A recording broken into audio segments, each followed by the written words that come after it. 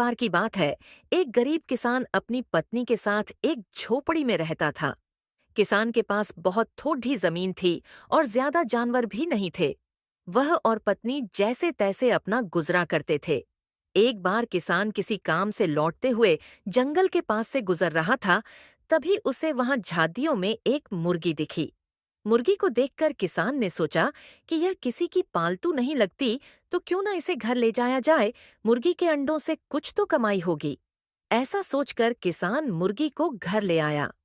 अगले दिन सुबह जब किसान और उसकी पत्नी सोकर उठे तो उनके आश्चर्य का ठिकाना न रहा। उस मुर्गी ने सिर्फ अंडा दिया था जो सोने का था। किसान और उसकी पत्नी बहुत खुश हुए। उन्हें समझ आ गया कि यह मुर्गी कोई आम मुर्गी नहीं थी, बल्कि एक जादुई मुर्गी थी। अगले दिन भी वही हुआ और उसके अगले दिन भी वही। नियम से रोज वह मुर्गी सुबह सोने का एक अंडा देती थी। मुर्गी के सोने अंडे देने से धीरे धीरे किसान और उसकी पत्नी की गरीबी दूर होने लगी। अब उन्हें पैसों की कमी नहीं रही, लेकिन समय के साथ किसान और उसकी पत्नी लालची होने लगे। उन्होंने सोचा कि क्या ही अच्छा हो अगर मुर्गी रोज सोने के ज्यादा अंडे देना शुरू कर दे। दोनों का लालच दिन प्रतिदिन बढ़ने लगा। अब वे हर समय इस बात से परेशान रहते थे कि उन्हें प्रतिदिन केवल एक सोने का अंडा मिल रहा था। ऐसे ही अचानक एक दिन दोनों को विचार आया कि अगर मुर्गी सोने के अंडे दे रही है, तो उसके अंदर का हिस्सा भी निश्चित रूप से सोने का बना होगा।